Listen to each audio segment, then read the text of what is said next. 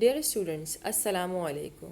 I am your teacher Miss Samra and I am here today with a new chapter Kinematics of Linear Motion, which is also included in your book as chapter number 3. In this video we are going to learn different terminologies related to moving objects. Here is the table of content. ये कुछ contents हैं जिसे हम इस video में cover करेंगे. सबसे पहले रेस्ट, मोशन, काइनेमैटिक्स, इन 3 टर्म्स को समझेंगे. फिर स्केलर एंड वेक्टर क्वांटिटीज़ को स्टडी करेंगे. डिस्टेंस एंड डिस्प्लेसमेंट के डिफरेंस को स्टडी करेंगे. स्पीड एंड वेलोसिटी को जानेंगे कि क्या है इनका फ़र्क और ये क्या चीज़ें होती हैं. इन द लास्ट हम एक्सेलरेशन को अनकवर करेंगे. अब आ जाइए फर्स्ट टॉपिक पे, जो कि है आपका rest, motion and movement. Rest and motion में सबसे पहले हम रेस्ट एंड मोशन को जो है डिफरेंस के थ्रू समझ लेते हैं. रेस्ट हर वो ऑब्जेक्ट होता है, हर वो चीज़ होती है जो अपनी पोजीशन चेंज ना करे, अपनी सराउंडिंग के हिसाब से जो जहाँ रखी हुई है, जिस पोजीशन में है, जिस जगह पर है, वैसी की वैसे ही रहे. ठीक है. जैसे कि कोई बुक रखी हुई है टेबल के ऊपर, तो वो वहीं के वहीं रहे, कोई मूवमेंट उसमें ना हो. पार्क्स वगैरह में आप जाते होंगे तो पार्क्स वगैरह में कुछ बेंचेस आप देखते होंगे जो कि अपनी जगह पे फिक्स्ड रहती हैं. आप जब जाते हैं वो आपको वहीं दिखती है. तो ये सब क्या है? ये सारी चीज़ें रेस्ट में हैं, रेस्ट स्टेट में हैं. अब अगला है, इसका बिल्कुल अपोजिट है मोशन. कोई भी ऑब्जेक्ट जो अपनी पोजीशन मुस्तकिल बदल रहा हो अपनी सराउंडिंग के हिसाब से, ठीक है ना, उसकी सराउंडिंग में मुस्तकिल चेंजेस आ रही हों, उसकी पोजीशन मुस्तकिल बदल रही हो, उसकी सराउंडिंग हर बार एक जैसी ना हो. ठीक है. जैसे कि आप कहीं खड़े हुए हैं और आपके आसपास में कोई बिल्डिंग बनी हुई है, कोई स्कूल है. ठीक है. आप थोड़ा सा आगे बढ़े तो आपकी सराउंडिंग चेंज हो गई, या कोई होटल है. आप थोड़ा सा और आगे बढ़े, कोई मैकेनिक की शॉप आ गई या कोई बेकरी आ गई. क्या हो रहा है? मुस्तकिल आपकी सराउंडिंग चेंज हो रही है. क्यों चेंज हो रही है? क्योंकि मुस्तकिल आपकी पोजीशन चेंज हो रही है. इसकी एग्जांपल कुछ ये ले लीजिए कि एक फ्लाइंग बर्ड, कोई जो है वो चिड़िया है, उड़ रही है. ठीक है. तो मुस्तकिल उसकी पोजीशन चेंज हो रही है तो उसकी सराउंडिंग भी चेंज हो रही है. इट्स मीन वो क्या कर रही है? वो मोशन कर रही है, वो मूवमेंट कर रही है. एक बॉय है जो कि पार्क में या फुटबॉल ग्राउंड में फुटबॉल खेल रहा है, तो मुस्तकिल वो क्या कर रहा है? अपनी पोजीशन बदल रहा है, और उसकी पोजीशन बदलने से उसकी सराउंडिंग भी क्या हो रही है? टाइम टू टाइम चेंज हो रही है. अच्छा, अब एक चीज़ और थोड़ी सी समझ लीजिए, वो ये है कि रेस्ट और मोशन, ठीक है, ये दोनों चीज़ें एक ही ऑब्जेक्ट में हो सकती हैं. लेट्स सपोज कि अभी कोई बुक टेबल पे रखी हुई है, मैं आऊँ और मैं उस बुक को वहाँ से उठा लूँ और उसे लेके जाके शेल्फ में रख दूँ. तो मैं उसे जो मूव मैंने उसे कराया है, उसे जो मैं लेके जा रही हूँ, तो क्या हुआ? ये रेस्ट से किस में आ गई? मोशन में आ गई. इसी तरह से ये लड़का जो फुटबॉल खेल रहा है, लेट्स सपोज खेलते खेलते थक जाएगा तो थोड़ी देर के लिए इस पार्क की बेंच पर आके बैठ जाएगा. तो ये क्या हुआ? जो बॉय अभी मोशन में था, अब ये किस में आ गया है? रेस्ट में आ गया है. फिर ये उठेगा, फिर खेलना शुरू कर देगा. तो अभी ये रेस्ट में था, अब किस में आ गया है? मोशन में आ गया है. यानी कि एक ही ऑब्जेक्ट इन दोनों कंडीशंस में, इन दोनों स्टेट्स में आता जाता रहता है. ठीक है. यहाँ पर ये क्लियर हो जाता है. अब आ जाइए हम मोशन की कुछ टाइप्स डिस्कस कर लेते हैं. सबसे पहले मोशन की जो है वो टाइप्स जान लेंगे कितनी होती हैं. मोशन की टाइप्स तो वैसे काफ़ी सारी होती हैं, 5 और 6 में भी, बट आपकी बुक में सिर्फ 3 टाइप्स डिस्कस की गई हैं, तो हम उन्हीं 3 टाइप्स को डिस्कस करते हैं. सबसे पहले ट्रांसलेटरी मोशन पर आ जाइए. ट्रांसलेटरी मोशन हर वो मोशन होगा, वो मूवमेंट होगी जो स्ट्रेट लाइन में मूव हो रही हो, जो स्ट्रेट लाइन में हो रही हो, कवर हो रही हो. स्ट्रेट लाइन में कोई चीज़ चल रही है या कोई ऑब्जेक्ट मूव कर रहा है, उसे हम कहते हैं ट्रांसलेटरी मोशन. जैसे कि आप इस डायग्राम में देख सकते हैं, कार है जो कि रोड पे चल रही है. ठीक है. हल्का सा उसने टर्न लिया, बट इस टर्न से कोई फ़र्क नहीं पड़ता, अभी भी ये कार क्या है? स्ट्रेट लाइन पर है. इसी तरह से आप ये ट्री देखिए, ट्री से एप्पल क्या हुआ? फॉल डाउन हो रहा है. ठीक है. नीचे गिर गया. तो ये क्या है? ये भी सीधा गिरा है ना, तो ये भी क्या है? ट्रांसलेटरी मोशन है. आप देखें पीछे सेंटर में एक शख्स है, एक पर्सन है जो एक बॉक्स को क्या कर रहा है? पुश कर रहा है. ये भी क्या है? ट्रांसलेटरी मोशन में है. तो ये सारी एग्जांपल्स थी ट्रांसलेटरी मोशन की. अब सेकंड टाइप पर आ जाइए, रोटेशनरी मोशन. रोटेशनरी मोशन क्या है? इसमें कोई भी ऑब्जेक्ट क्या है, रोटेट मूव हो रहा है, रोटेट हो रहा है बट अपने एक्सिस से जुड़े रहकर, यानी कि किसी एक पॉइंट से जुड़े रहकर वो क्या हो रहा है, मूव हो रहा है। थर्ड एंड लास्ट है आपके पास वाइब्रेटरी मोशन।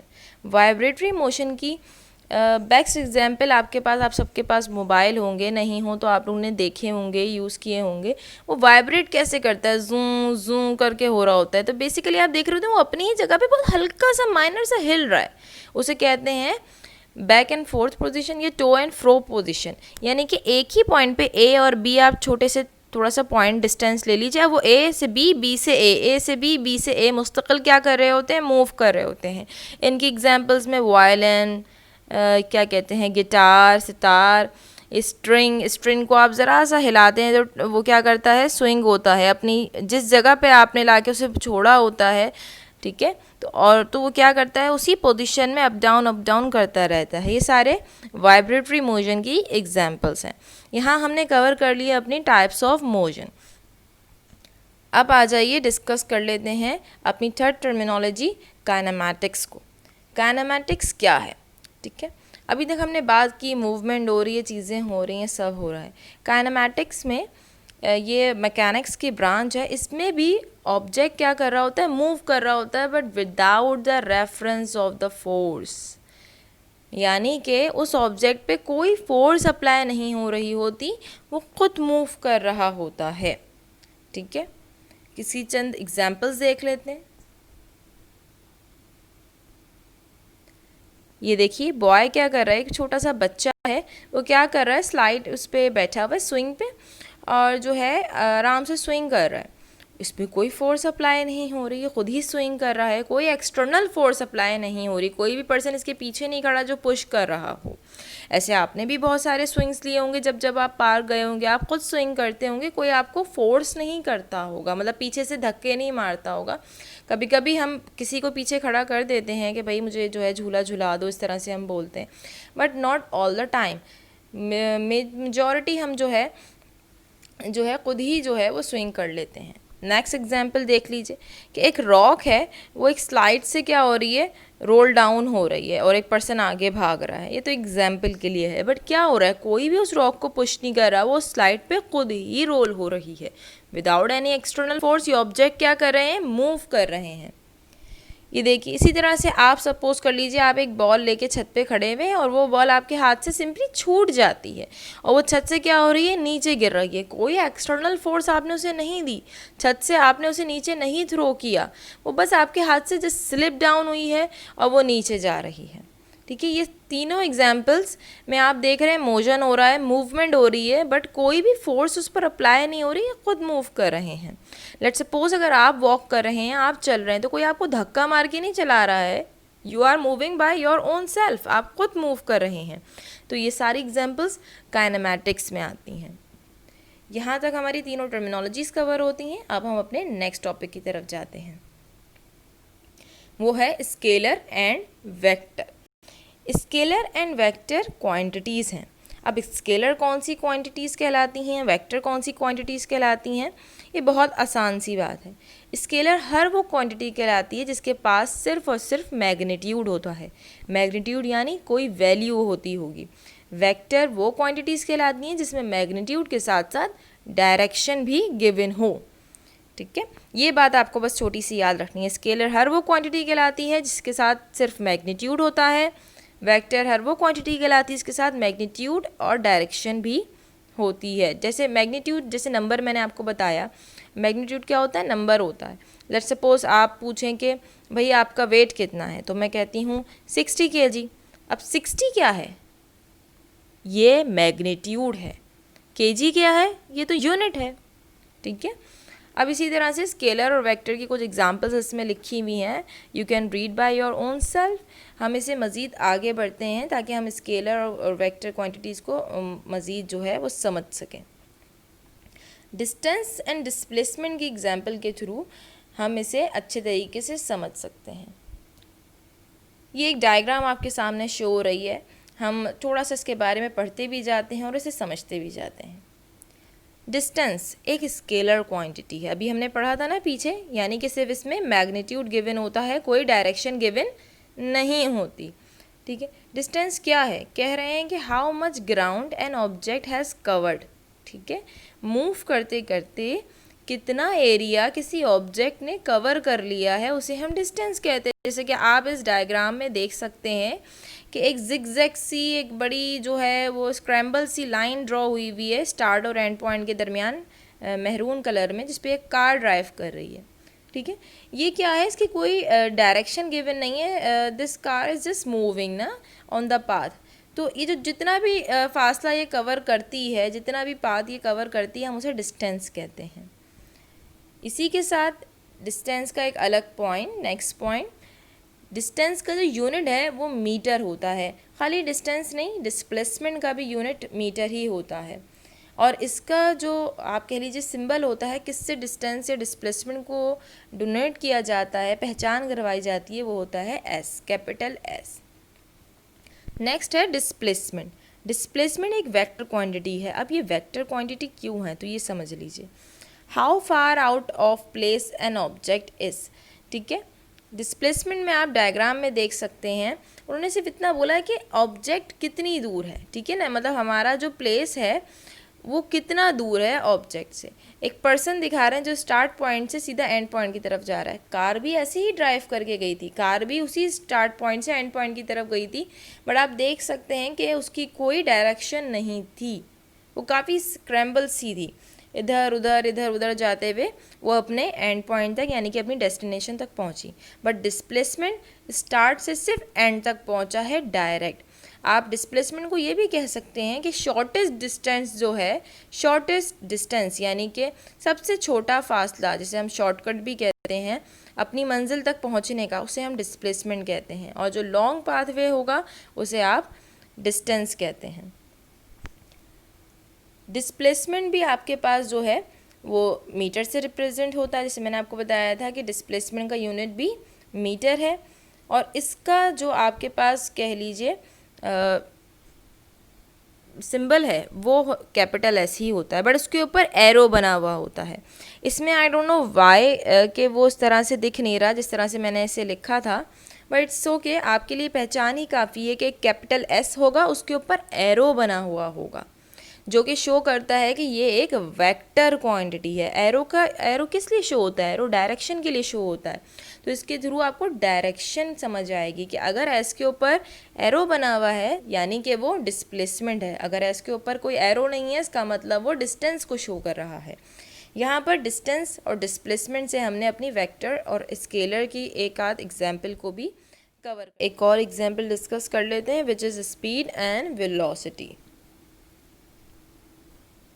स्पीड क्या है, speed rate of change of distance per unit time आपके पास स्पीड कहलाता है। यानी कि अभी आपने अपनी लास्ट डायग्राम में देखा था कि एक कार जो है वो अलग अलग रास्तों से होती हुई अपनी डेस्टिनेशन तक, जहाँ पे भी उसे पहुँचना है वहाँ तक पहुँच रही है, अपनी मंजिल तक पहुँच रही है। तो वो क्या कवर कर रही थी, इस तरह से डिस्टेंस। अगर वो इस तरह से जो डिस्टेंस रास्ता जो कवर कर रही है, ठीक है ना, जो डिस्टेंस वो जो पाथ वो कवर कर रही है उसे हम क्या कह रहे हैं, डिस्टेंस कह रहे हैं। अगर उसी को उसे कितने टाइम में उसने जो है कवर किया है, हम उस टाइम से उसे क्या करा दें, डिवाइड करा दें, यानी कि डिस्टेंस डिवाइडेड बाय टाइम करा दें, तो हमें रिजल्ट में स्पीड मिलती है। स्पीड एक स्केलर क्वांटिटी है क्योंकि इसमें डायरेक्शन गिवन नहीं है। अगर डायरेक्शन होती तो डिस्टेंस की जगह क्या होता, डिस्प्लेसमेंट होता। डायरेक्शन नहीं है इसलिए डिस्टेंस की जगह, डिस्प्लेसमेंट की जगह क्या है, यहाँ पर डिस्टेंस है। जो भी पाथ इसने कवर किया उसे हम किससे डिनोट कर रहे हैं, डिस्टेंस से कर रहे हैं, क्योंकि इसमें डायरेक्शन गिवन नहीं है। नेक्स्ट पॉइंट, स्पीड को हम डिनोट करते हैं, रिप्रेजेंट करते हैं, शो करते हैं स्मॉल v और समटाइम्स u से भी इसे डिनोट किया जाता है। स्पीड का फॉर्मूला है जैसे कि अभी मैंने आपको बताया, speed is equal to distance per unit time, ठीक है, या डिस्टेंस डिवाइडेड बाय टाइम, ये आपके पास स्पीड कहलाता है। स्पीड का जो आपके पास यूनिट है वो होता है मीटर पर सेकंड। आप इस तरह से देख सकते हैं कि डिस्टेंस था, डिस्टेंस का यूनिट मीटर होता है, डिस्टेंस को हम मीटर में मेजर करते हैं, टाइम का यूनिट क्या होता है? सेकंड। तो आप देख सकते हैं डिस्टेंस की जगह m लिखा है मीटर, टाइम की जगह s लिखा है सेकंड। तो जो आपके पास फॉर्मूला होता है उसी से ईजिली आपका यूनिट भी ड्राइव हो सकता है। आ जाइए अब अपनी अगली टर्मिनोलॉजी पर, वो है वेलोसिटी। जैसा मैंने पहले बताया, वेलोसिटी में क्या चीज़ चेंज होगी? यस, डिस्प्लेसमेंट होगा।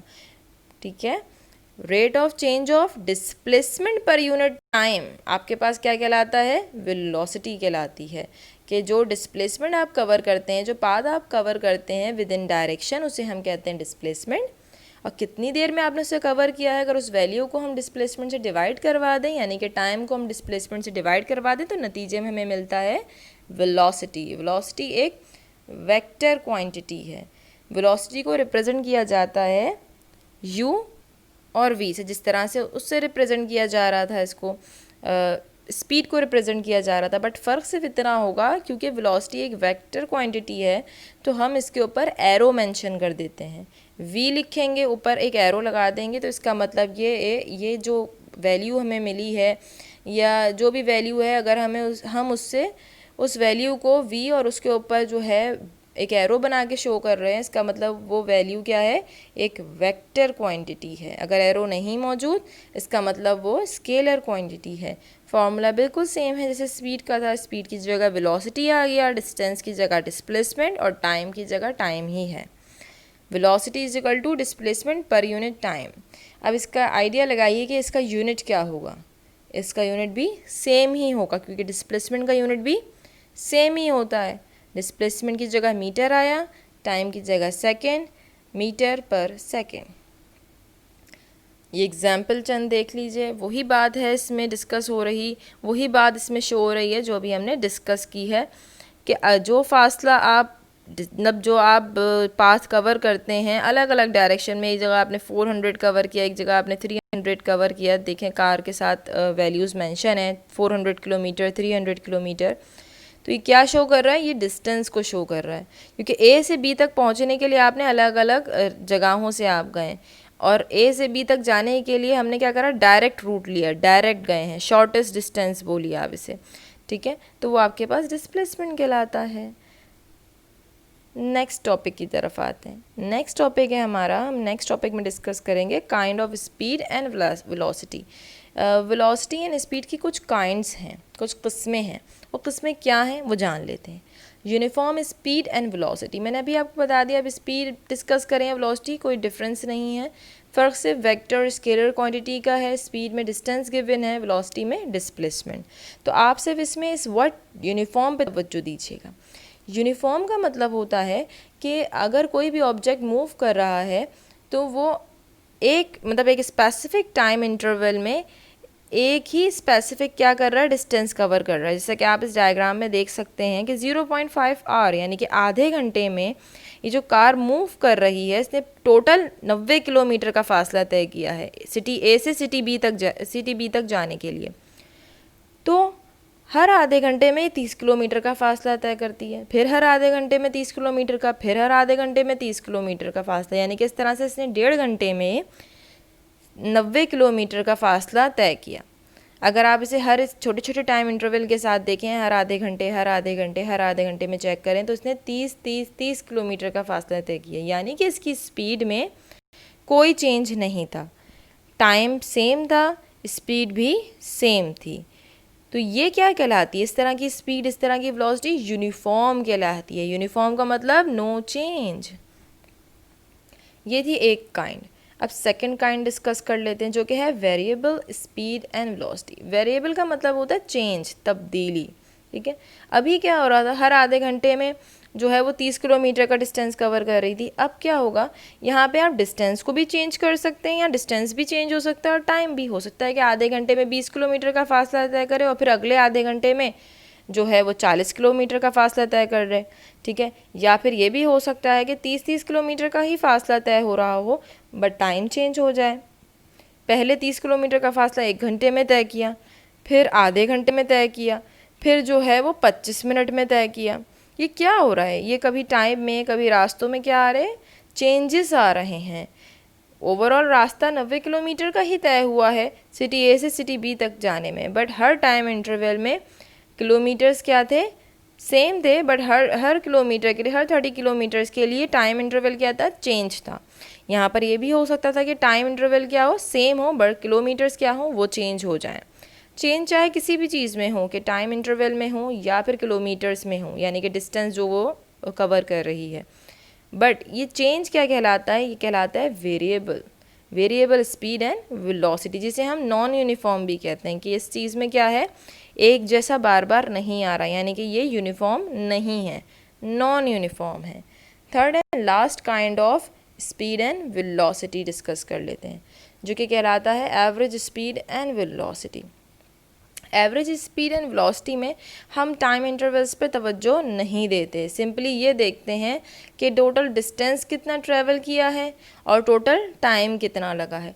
टोटल टाइम मेजर करते हैं टोटल डिस्टेंस से, इसमें कोई भी चीज़ यूनिफॉर्म या आप कह लीजिए नॉन यूनिफॉर्म नहीं होती, मतलब यूनिफॉर्म भी हो तो भी कोई फ़र्क नहीं पड़ता, क्या कहते हैं, नॉन यूनिफॉर्म हो तब भी कोई फ़र्क नहीं पड़ता, क्योंकि यहाँ पर हम टाइम इंटरवल देख ही नहीं रहे, हम ओवरऑल बात करते हैं कि पूरा का पूरा डिस्टेंस कितना कवर किया है और कितने टाइम में कवर किया है। ठीक है, हम ओवरऑल चीज़ देखते हैं। नेक्स्ट टॉपिक की तरफ आते हैं, which is our last topic, and that is acceleration. ये काफ़ी इंटरेस्टिंग है, आपको भी पढ़ने में, इसे समझने में, जानने में मज़ा आएगा।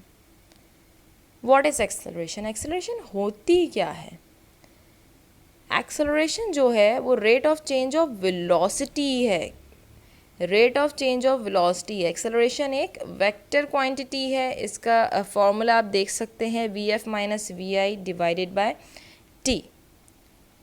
अब सपोज़ कर लीजिए 3 आपके सामने सिनेरियोज़ बने हुए हैं, जिसमें एक पर्सन जो है वो क्या, मतलब एक डायग्राम, एक स्केच सा बना हुआ है एक पर्सन का, क्या हो रहा है, वो एक जगह से दूसरी जगह तक क्या कर रहा है, मूव कर रहा है।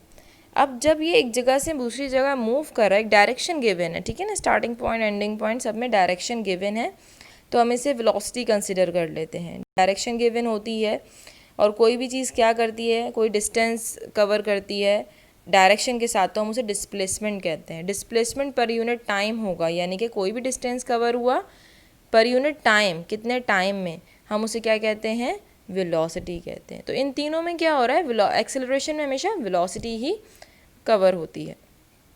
ठीक है, अब क्या हो रहा है भाई, एक पॉइंट से दूसरे पॉइंट तक वो चीज़ क्या हो रही है, पहुंच रही है।